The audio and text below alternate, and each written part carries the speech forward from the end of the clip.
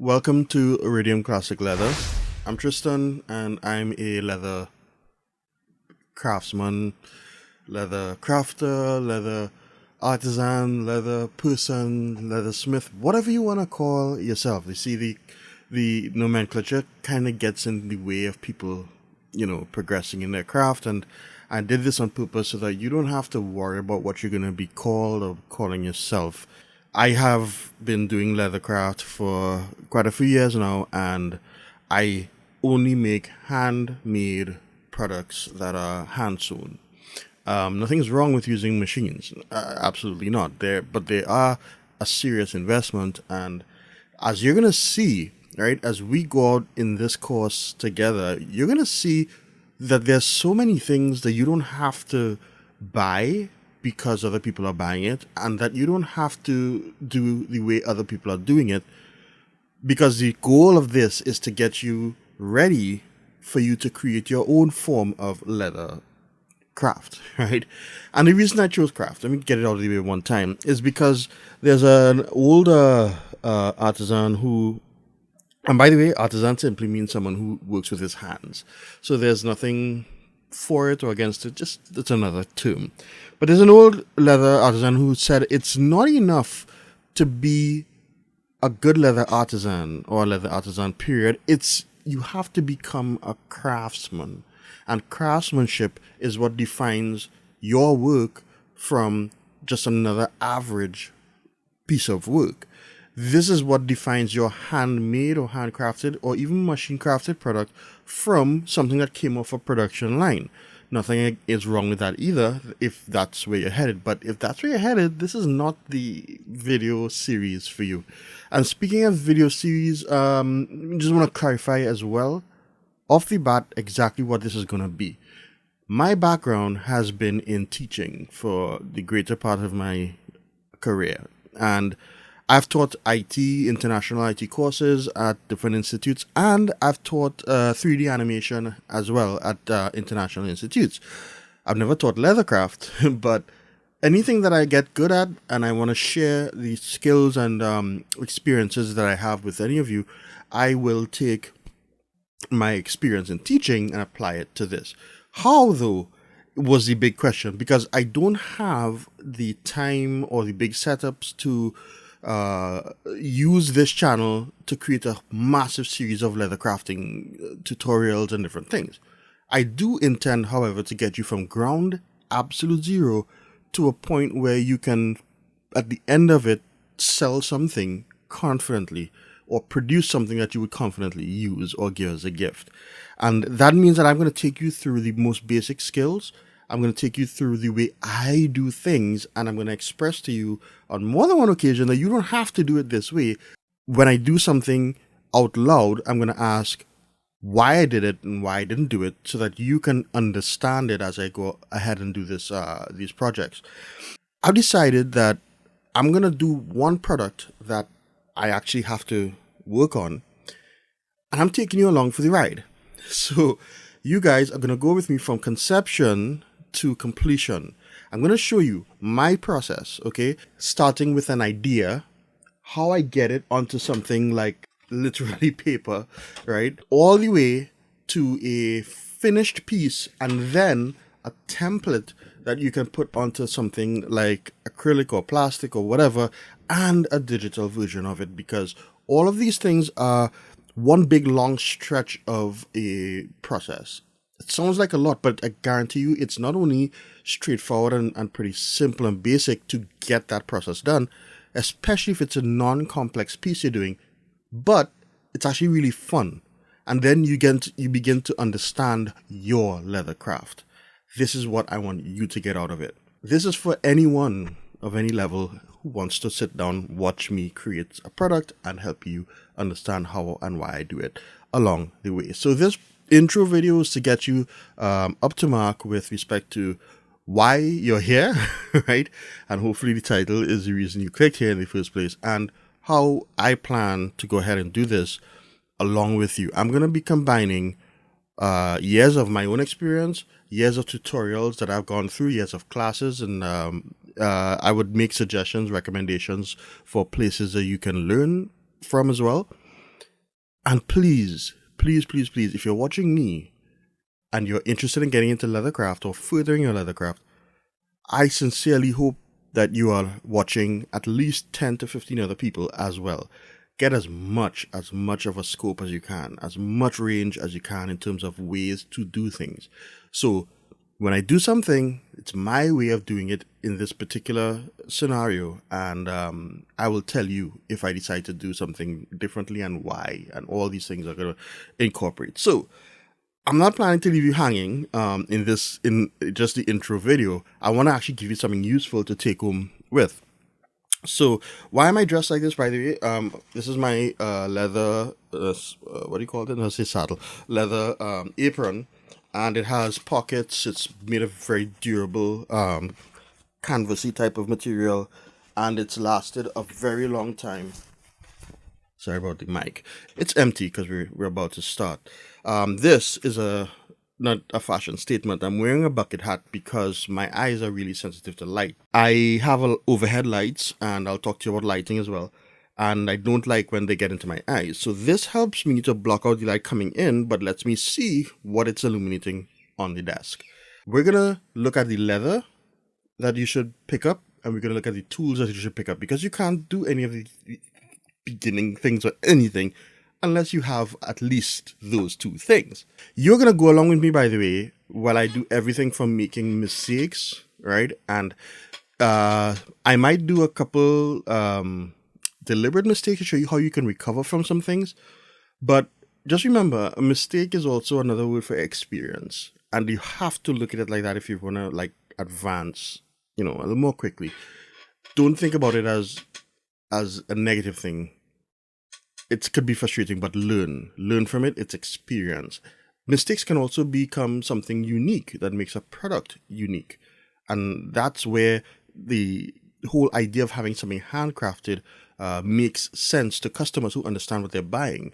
Do I do bespoke stuff? And if you're not sure what that means, bespoke basically means when you make something to a particular customer's taste. Bespoke shoes, you go in, they measure you, they fit you, you choose all the materials and everything you want, and then they build this whole shoe, especially if there's only one of this on the planet, right? And the good bespoke shoemakers actually destroy the last that they created when they measured you, so that it can't be reproduced. If they want to fit again, they're gonna have to build another last and measure you.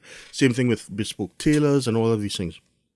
If you get into the sartorial life, look up videos about the sartorial life, and if you want to see what it is to have that mindset of fine products, fine leather products, fine lifestyles, if that's what's gonna motivate you. If not, you don't have to check it out. How I operate, though, is very interesting. My brand, by the way, is Marlano Handcrafted. And I sell my products under that brand name.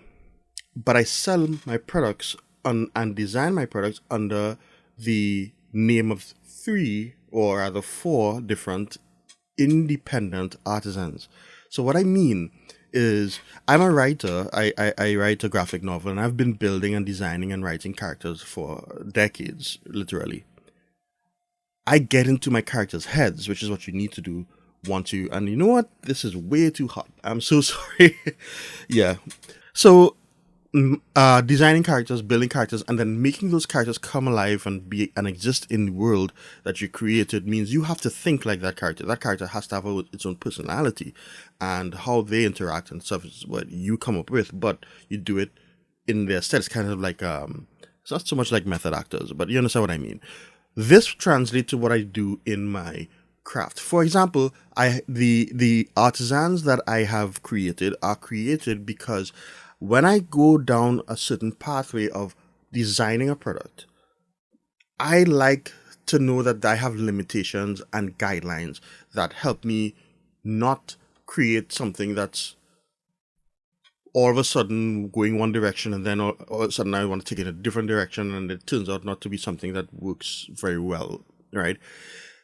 This was further justified by the fact that my clients absolutely love these personalities, because while they are under no delusion that somebody else is making them, I'm making them. I'm making it through a product line named after different artisans. So my four artisans are based off of the type of leather crafting that they lean toward. For example, whether it's Western style saddlery, or if it's tooling and stuff, or if it's into the European style, or the like Eastern style of leather crafting. And you will see the differences and get to know the differences, because you will be going and looking at a lot of tutorials online, right?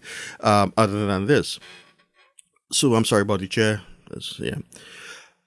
My artisans are Miko Miyuki. Now, Miko Miyuki, obviously, it's a Japanese name. She creates products that have a very minimalistic, simple, straightforward type of a nice example of a product that she made. Actually, I'm benchmarking it right now. So when I make something, I benchmark it for a while and see how it holds up and where it's faltering or not. And this is a product I designed a few days ago, well, last week, and built it within about a day. And that's the intention of what we're doing with this next project. It's going to be a Miko Miyuki project as well, by the way. And yeah, I'm not going to go into show all the details of it right now, but it's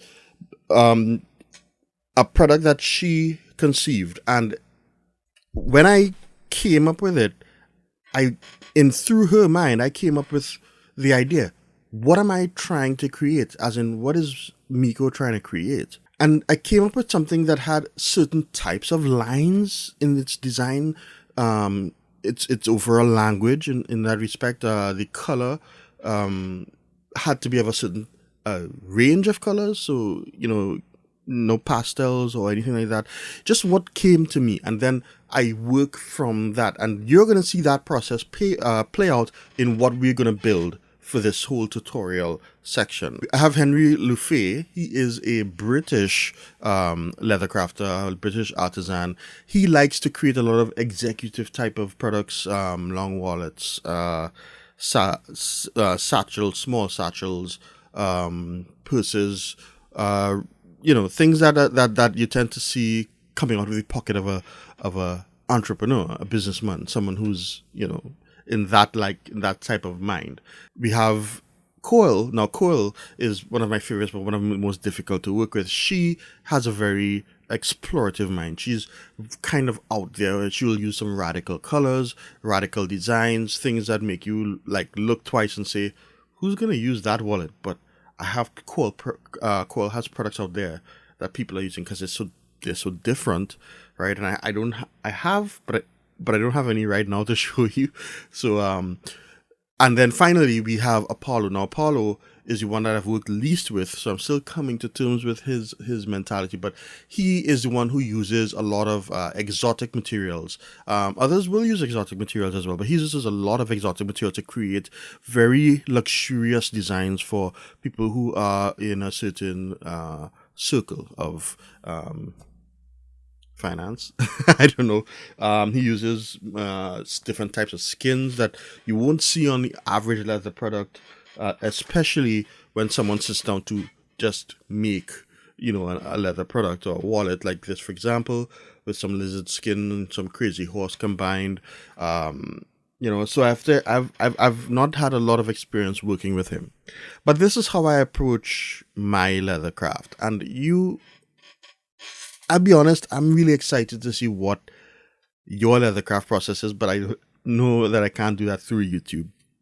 So anyway, we'll I don't know, but let's head straight into the selection of the tools and the leather, and then we can wrap this intro up. Now I'm going to do this from two perspectives. One is you want to get your hands wet and see if leathercraft is good enough, or rather is something that you want to get into and go further, but you're not sure yet.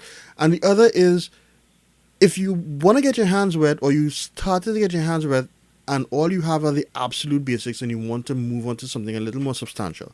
Now, neither of these things that I suggest here in terms of these kits, I would recommend for you to take your career further. Why? Because in these kits they tend to come with, yes, a lot of different things that you're going to need along the way, but the quality really doesn't stand up, especially for certain types of tools. A couple of the things can end up lasting years, but you will know that as you go on, which is why in this industry it's a very tool by tool, application by application purchase, process as you go along. So all I did was go to Amazon and type in basic things, a leather toolkit. And this is my guide for you. It's very simple. I picked two toolkits for the first line where you want to get your hands wet or you don't want to spend too much because you're not sure that this is something you want to continue.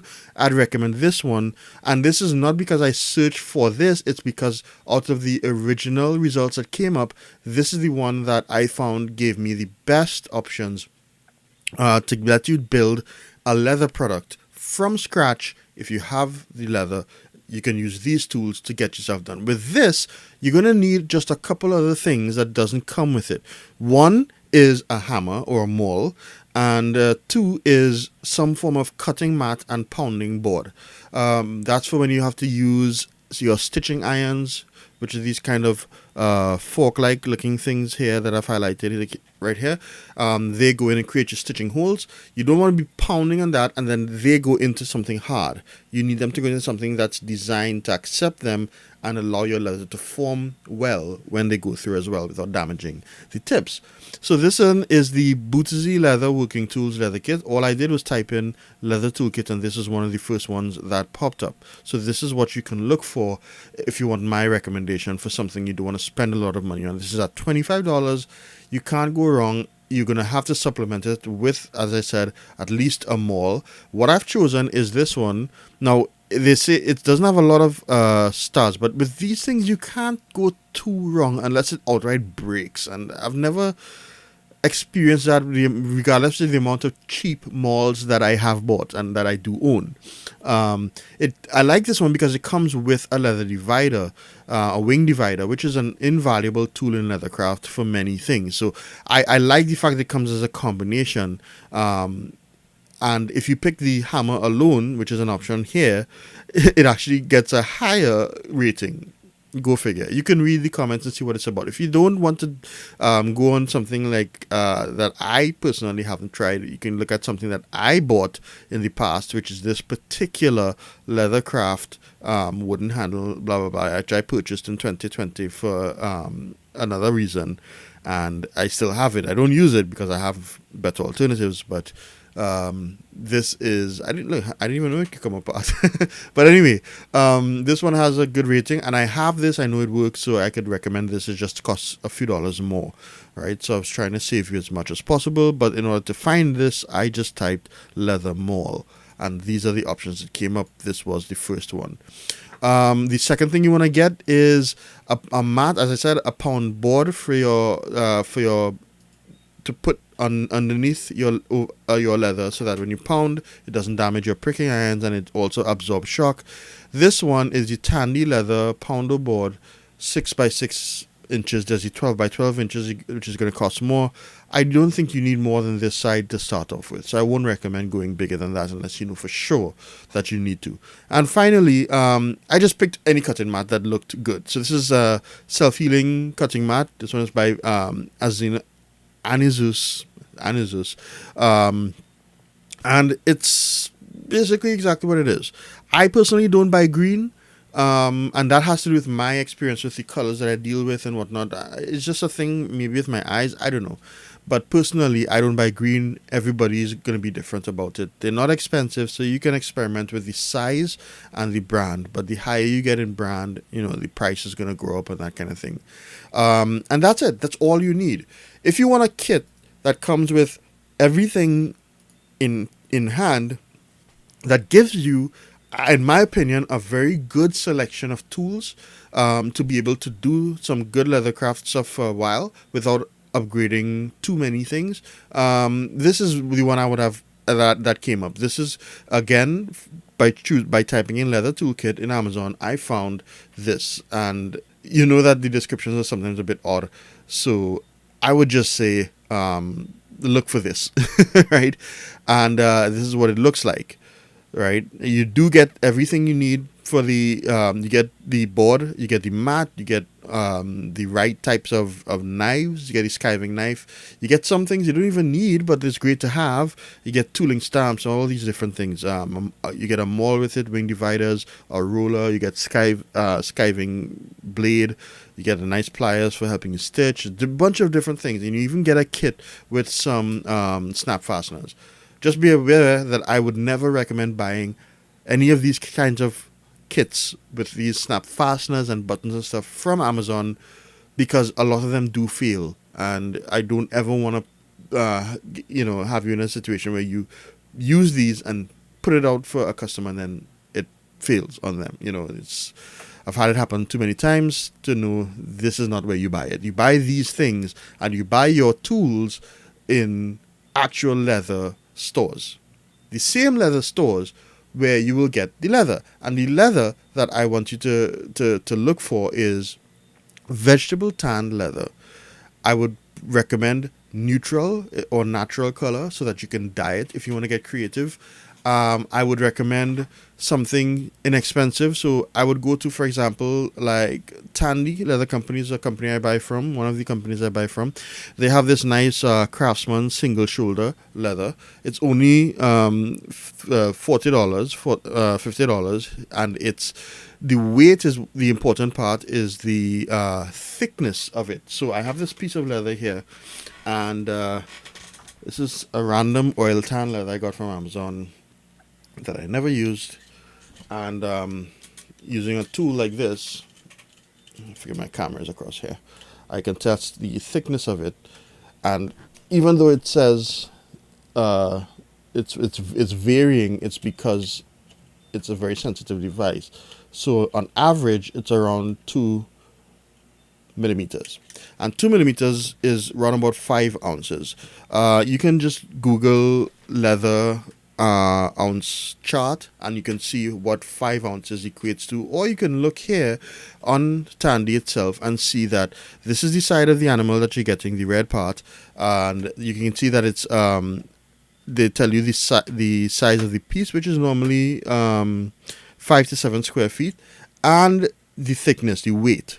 Okay, and here you can get it in 2 to 3 ounces, which is 0.8 to 1.2 millimeters. That's what I would recommend getting if you want to build small products like wallets, wrist watch bands, cuffs, different types of things, small purses, or you can go a little higher if you want to build like a clutch or something to that effect. And we'll go through that at some point. But right now, if you want real leather to work with, leather that you can actually make a working good product with, this is what I would recommend. I don't recommend going and buying any sort of like finished leathers and expensive leathers and all these different things that you don't have to buy. You can get and once it's vegetable tanned, once you can get it in the weight that you want, and it's a decent size, and you want to work with real good leather, this is what I would recommend. Neutral, because you can dye it to any color you want and get creative according to your own tastes. And if you don't want to spend money on leather, or you want to use, and by the way, you can get leather from different products around your house and stuff that's older or whatever. Anybody you know is throwing away things, that use it. Scrap leather is invaluable. This is felt. This is very inexpensive. They come in sheets of different sizes. They don't tear very easily. They do flex and bend if you pull it, but this is excellent for practicing your leather ideas on without using leather. And I don't want to say wasting, but without using up your leather. I would highly recommend getting a whole bunch of these in different colors. This is about 2 millimeters thick, so this is around about 5 ounces as well. So it's a good representation of what working with the real leather would be like, whether you want to use it as a substitute for practicing, or if you want to use it as a substitute for designing your whole product and seeing what it should come out like, and then starting to work with real leather as we go. There is so much more about that I could teach you, from the why buy this type of leather, why not buy this type of leather, when to use this type of leather, when not to use this type of leather, when to use these tools, when not to use these tools. You have to remember something. There are thousands of videos out there where other leather crafters are doing the same thing. And it's not that I don't want to do the same thing. I already made clear my position that it's not as flexible as others who have channels that are they can dedicate this time and resources to. I am actually taking the opportunity of an actual product that I'm going to make from scratch and taking you along with me on the journey, because this to me makes the most sense in how I can help teach you and show you new techniques, tips and tricks, things you may not have thought of, or things, different ways to do things, and also how to get a product out of your head and onto a final template that you can reuse and reuse and reuse, right? And even sell, right? So this is the best way I can think of doing it. Just let's go through it. Let's do it together. I will explain everything I do along the way. So you're free to ask me as many questions as you want in the comment section, and I'll do my best to address all, if I can, as many as I can, and as often as I can. I just hope that at the end of it, everything that I said before comes through. If it's mistakes we make, if it's different things, that doesn't matter. Bottom line is, we're gonna do this. We're gonna have some fun, and hopefully by the end of it, we're gonna have a product as well, and experience would have been made or had. Thank you though for joining me. This is definitely my pleasure, and it is an audiophile channel, so I have to say, keep analog alive, right? Stay safe, stay blessed until we start the project, which is soon, probably today, and I'll film and we'll upload as we go. I'll see you, and I'm out of here for now. Take care.